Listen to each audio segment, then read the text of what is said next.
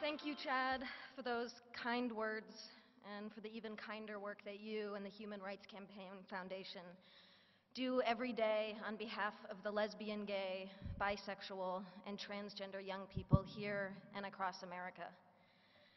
It is such an honor to be here at the inaugural Time to Thrive conference, but it's a little weird too. Here I am in this room because of an organization whose work that I deeply, deeply admire. And I'm surrounded by people who make it their life's work to make other people's lives better, profoundly better. Some of you teach young people. Some of you help young people heal and to find their voice. Some of you listen. Some of you take action. Some of you are young people yourselves, in which case it's even weirder for a person like me to be speaking to you. It's weird because here I am, an actress representing, at least in some sense, an industry that places crushing standards on all of us. And not just young people, everyone. Standards of beauty, of a good life, of success. Standards that I hate to admit have affected me. You have ideas planted in your head, thoughts you never had before, that tell you how you have to act, how you have to dress, and who you have to be. And I have been trying to push back, to be authentic, and to follow my heart, but it can be hard. But that's why I'm here, in this room. All of you, all of us can do so much more together than any one person can do alone. And I hope that that thought bolsters you as much as it does me. I hope that the workshops you go to over the next few days give you strength, because I can only imagine that there are days when you've worked longer hours than your boss realizes or cares about just to help a kid who you know can make it. Days where you feel completely alone, undermined, or hopeless. And I know that there are people in this room who go to school every day and get treated like shit for no reason. Or you go home and you feel like you can't tell your parents the whole truth about yourself.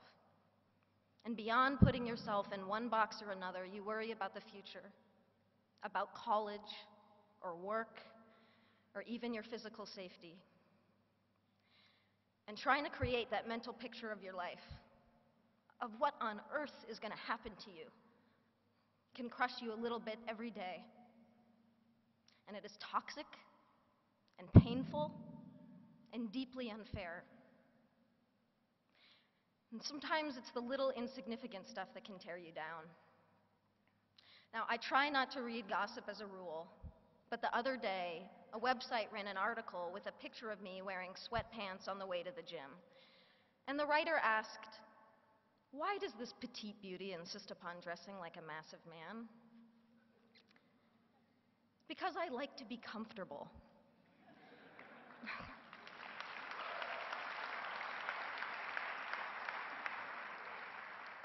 There are pervasive stereotypes about masculinity and femininity that define how we're all supposed to act, dress, and speak, and they serve no one.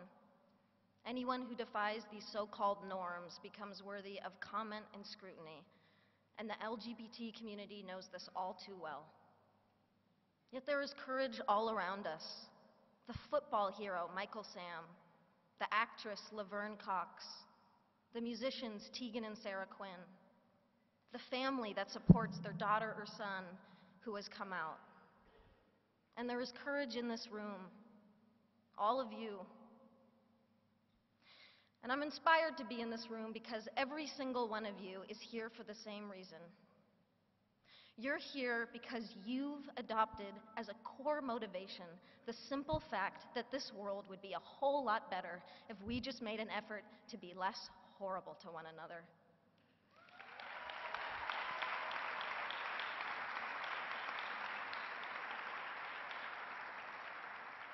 If we took just 5 minutes to recognize each other's beauty instead of attacking each other for our differences, that's not hard.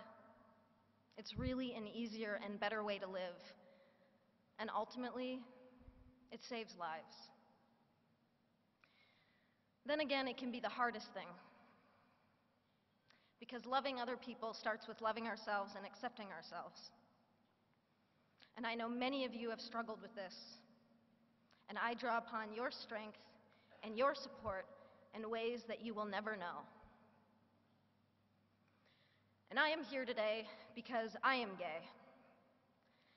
And because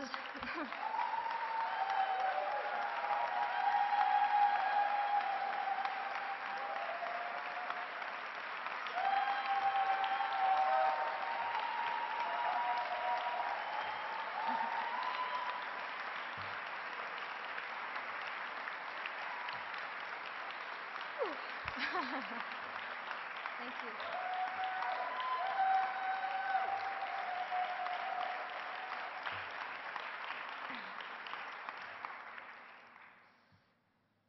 And because maybe I can make a difference to help others have an easier and more hopeful time. Regardless, for me, I feel a personal obligation and a social responsibility. I also do it selfishly because I'm tired of hiding and I'm tired of lying by omission.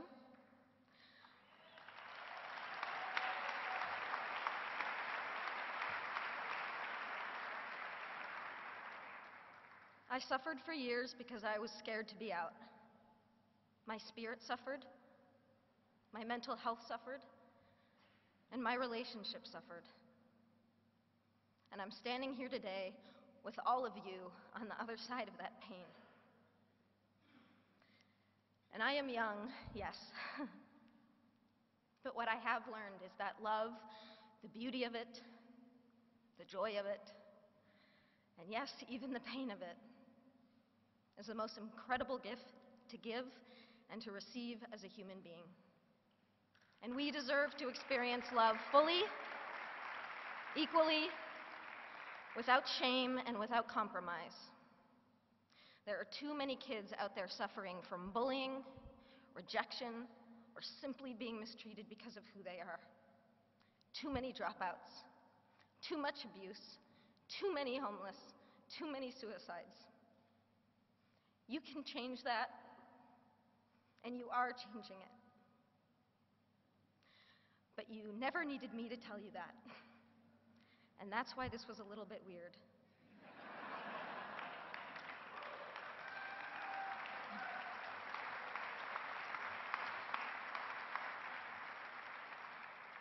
The only thing that I can really say is what I'm building up to, is what I have been building up to for the past 5 minutes. Thank you. Thank you for inspiring me. Thank you for giving me hope. And please keep changing the world for people like me. Happy Valentine's Day. I love you.